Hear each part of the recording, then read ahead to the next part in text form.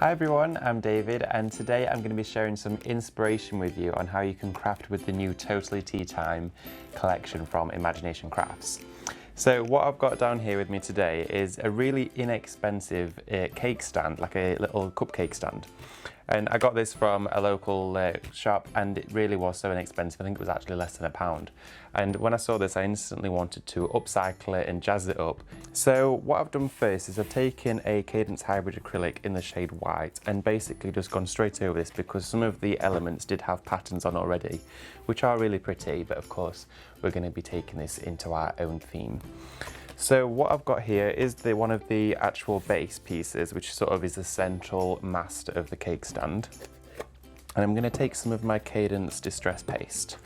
Now what I'm going to do is make this sort of an old wood effect, shabby chic it up, and start to sort of dress it with all of our kit that we have here and just really have a good play with it. So with this now, what I want to do is start stenciling on here. So going through my Totally Tea Time stencils, you can see we've got some beautiful images on here. We've got doilies, we've got teapots, we've got mugs. I'm going to take this little rose here, which I've already started to use. I'm going to take a little bit of my stencil spray, and only a small amount onto the back there, which just gives us a light tack. What I'm going to do is take my Cadence Hybrid acrylic, and this is in the shade Ancient White. Pop a small amount of this out onto my mat here. And then from the kit, I'm going to take my Cadence Hybrid acrylic, and this is in the shade Fuchsia.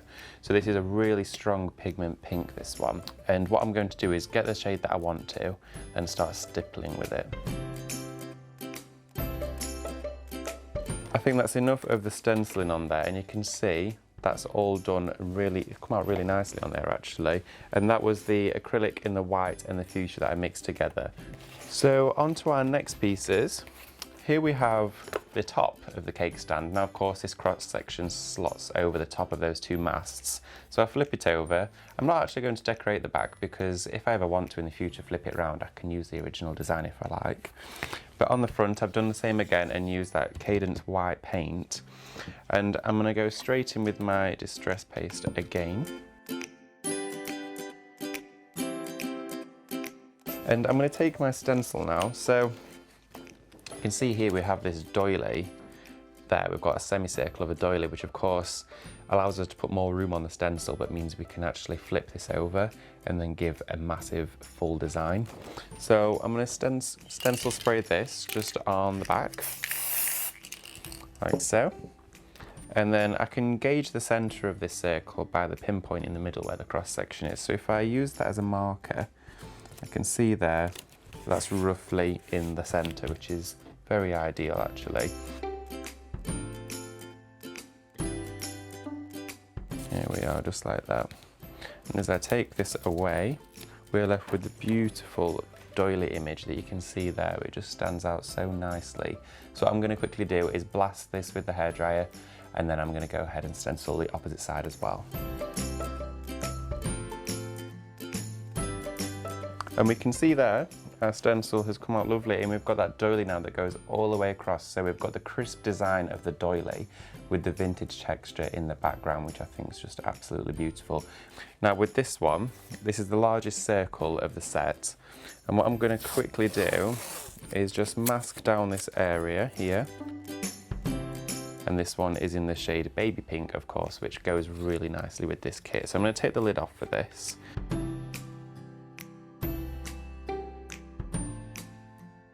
Now we've got all that nicely dried, I'm going to take my tape away here, and I'm going to remember to save this tape because of course I can then reuse this for masking off other areas of my stencils, and of course doing the same again if I was to repeat that pattern.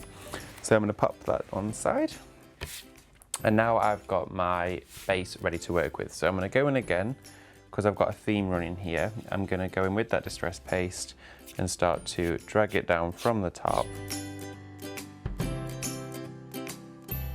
So going through my rice papers, I have this one here, which is gorgeous, and you can see here it's actually a scene on its own. We have all the teapots, the little cups in there. We actually have it all dressed on a table with an archway, and of course it's tea time. So we've got all those elements that we can cut out, but of course you can use this as one big single piece. So here you can now see I've got my roses which I took from the corner, and then I've got the beautiful little teapot scenes and the cup here. So this was a full image and I've cut those away to give me multiple designs.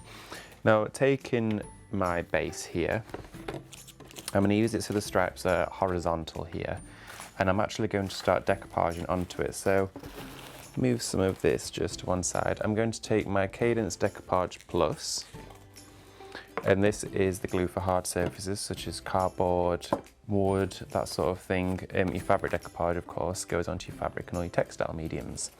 So we're taking this one because we're going to be working on this sort of corrugated card, and I'm going to get the right brush for this. I'm going to use a nice flat brush.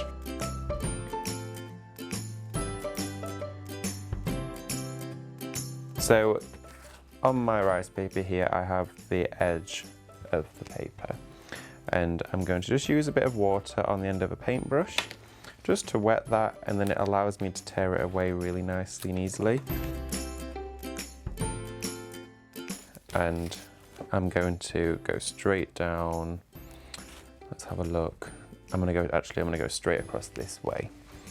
That means I can get some of my design in there and then piece other little bits together.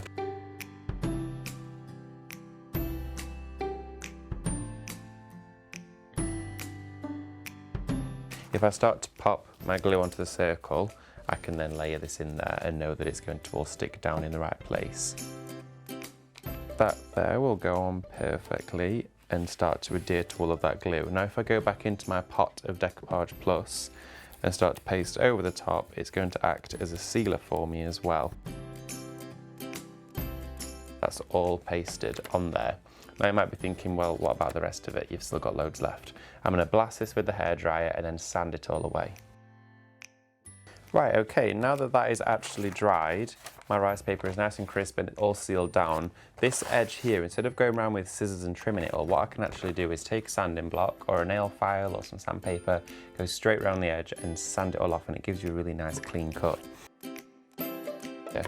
So taking a scalpel, going straight down into there like this, and probably use from the outside edge to the centre. That way I'm not going to drag any papers.